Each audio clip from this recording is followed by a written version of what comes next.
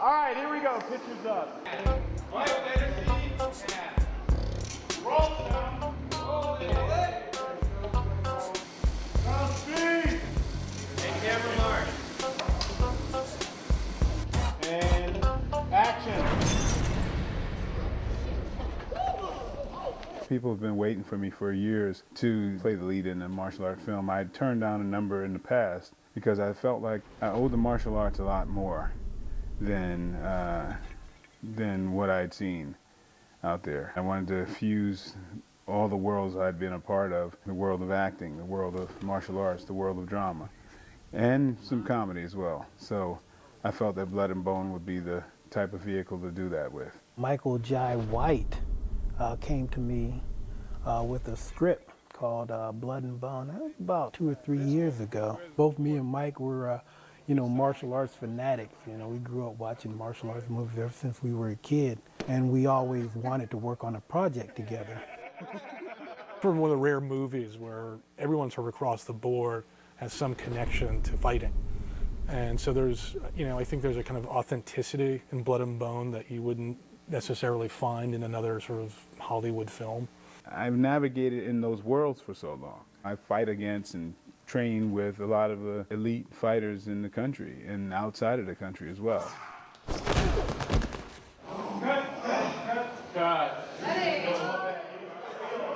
I read the first scene and I put it down, slid back from the table, and I said, whoever wrote this has been a martial artist for at least 20 years. And I was right. Well, I taught karate for 16 years and I was involved in martial arts for 30 years. So yeah, I knew the field really well. The folks who trained in martial arts 20 years ago, they trained when it wasn't a business. There was an ethic and a tradition that has been veered away from in the recent years. We really wanted to make it much more real than what we've been seeing in a lot of martial arts movies of late. The idea of this was to bring it down to a nitty-gritty street situation. You'd look at it and you'd say, yeah, a guy could really do that if he really knew how to fight the way Michael can. It's great to do a fight movie, which is what this is, but at the same time, it's nice to have a very strong story and characters that we thought that actors would be interested in playing. And we're very, very pleased with the result. I always wanted to do a character who was sort of similar to the heroes out of the 60s and 70s, the strong, silent Clint Eastwood, Charles Bronson type of character. But I wanted to do him as a black character. We've seen so many other characters who are like that, but who are, out of the West or something. I wanted to move that idea into the modern times and sort of a modern Western. I play Bone. Bone is a mysterious character in the tradition of Pale Rider and those great Clint Eastwood type of movies of the past. You find more about the character as he moves along. You don't know necessarily if he's a bad guy or a good guy. You think in the beginning he's sort of a bad guy, and then you realize as time goes by that he's got a whole other mission going on that's a secret only to him until it's revealed, and then you find out, oh, wow, there's a lot more to this character than we thought. Tell me something. This is the woman that Danny cried over and begged me to look after as he was dying. Michael's pulling it off perfectly. I've watched him work it, and I've watched the scenes, and I think the way he's playing the character is as close to the way I pictured it in my head as you can do. I'm not sure I approve of the company you keep, Mr. Bone. Me neither.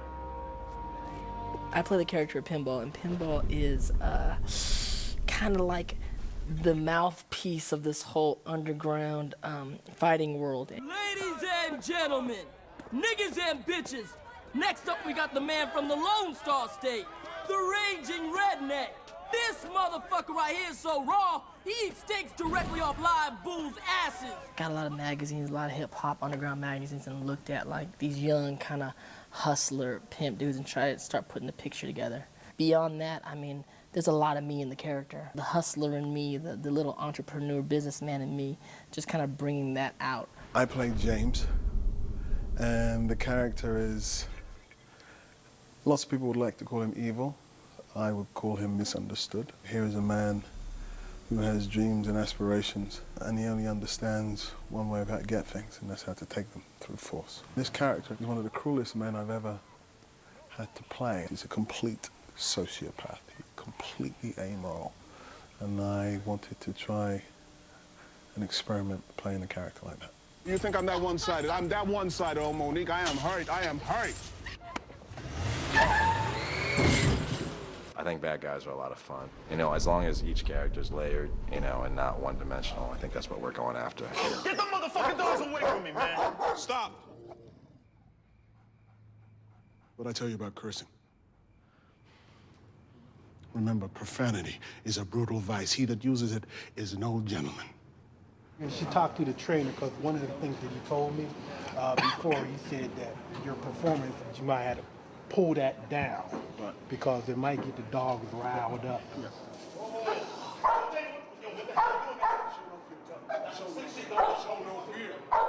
If you want to see an extraordinary martial arts encounter in your backyard, then you come to Frank McVeigh, he's called. That's who I play. He has the best fighters, he has all the access, and he runs it through a sort of rather mysterious and a very rich consortium. Martial arts is limiting. It suggests that the story and the characters are just there to set up the fights. I did a 4-page scene yesterday with Eamon where not a punch was thrown. All the energy, the action and the drama was in the dialogue. You're asking me to vouch for you. Well, the funny thing about vouching for someone, James, is that when that someone shows himself to be less than what was promised, every decision you take from that point on is second-guessed. And that, in my line of work, is suicide. Sometimes when you see a fight movie, people just become these droned fighters, and they lose their personality, and they're just these grunting animals.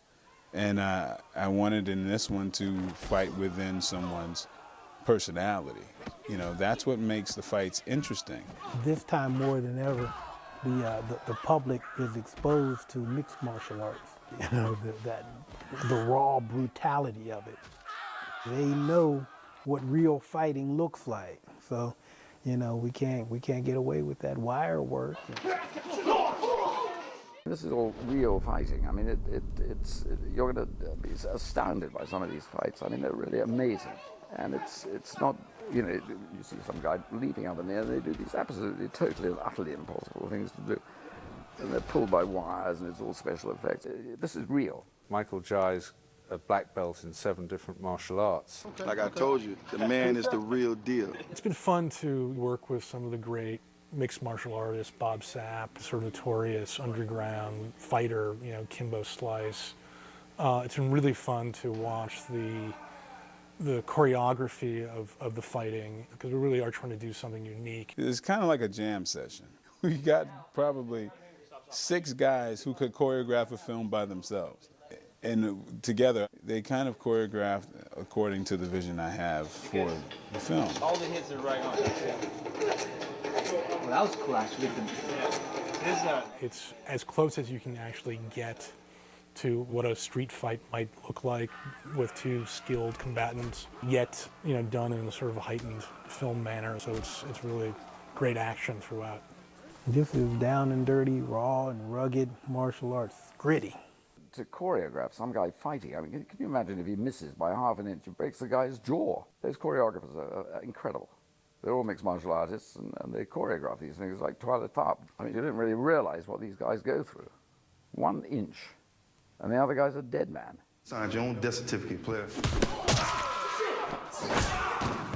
He was doing the part where Mike took the shank and stabbed me with it. And before that, he threw a quick punch, and bam, landed me right in the dome piece. Being that I'm an MMA fighter myself, that was a real punch. I play it for real, you know. It's like, what's your fastest hand? I would say probably my left hook. Just go like this, right? Now I'm gonna throw three jabs. Right. Don't let me hit them. Don't let me hit your hand. So what you want me to do? Just move it out the way. All right. So now notice the speed of the first 2, right? Ready? Yeah. That's 1, 2. Okay, now here's the 3rd one. Don't let me hit it. Ready? Yeah. How the hell? Come on, man. Mike had 1 week of prep. We had 3 weeks. I had 2 weeks to choreograph and then 1 week to prep Mike. Okay, I need longer. behind. I've been training with a Chinese straight sword and a katana and a samurai sword, and they're teaching me all the blows for the fight scene that I have at the end. I'm just waiting. You know, I'll let them handle the first few, and then I come in, and then I handle the real business. There was one day I had to get thrown around by Big Bob Sapp, and that was kind of crazy. Luckily, I had a stuntman to take a lot of the brutal hits, but beyond that, I get to watch mostly and kind of enjoy the whole stunt process. I mean, most movies where you see choreographed fights, the actors are not really fighters. So you have to like shoot it in a way where you're kind of breaking up the fights in very kind of minute steps, and there's never a kind of fluidity to it that I think we're achieving in this film because Michael is so gifted physically.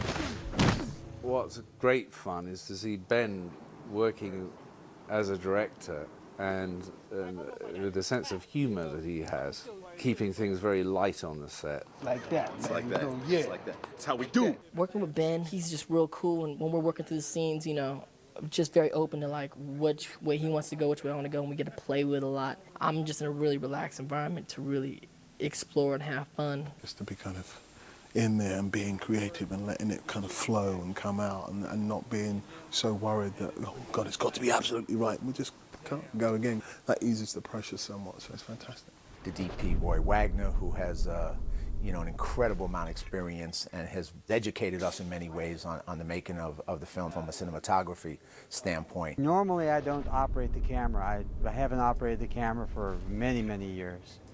And I felt on this one that the camera movement was so much a part of the characters in the story that I needed to be able to be responsive. And so I decided to operate the camera myself.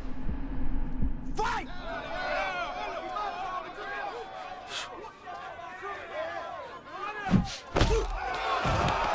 I have a few bruises and I'm a little tired, but it's been well worth it.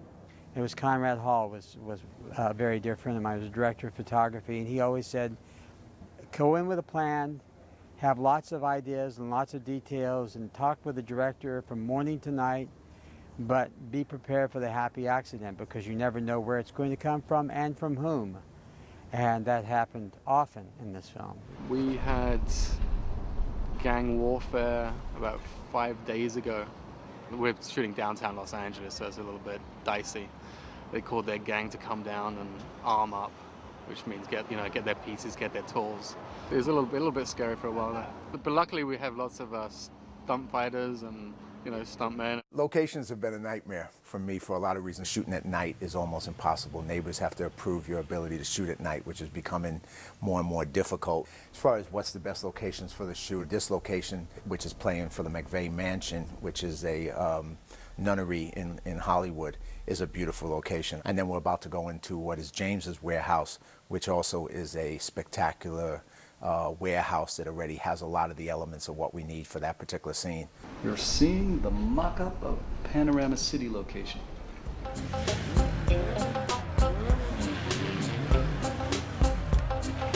So we have like 40 feet by 32 feet for the fighters to fight in. We have the barrels that'll be on fire all across here, and the escape route of Pinball's green Lincoln will shoot through this and escape. Tonight we're going to blow the back window out of the car. We've got these special devices that we attach to the back window, and when the time comes, push the button, and blammo, the window goes. This motherfucker wilding out. No, shit! 80 cast members, a lot of locations, and it's a lot of stunts, a lot of fighting, a lot of big stuff. It's a big movie.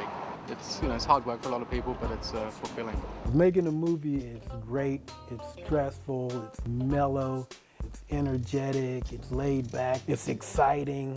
You run the whole gamut of emotional states to make a film. There's nothing like it. This is something that I'm very proud to have brought forth. This is Blood and Bone. It's been a blast.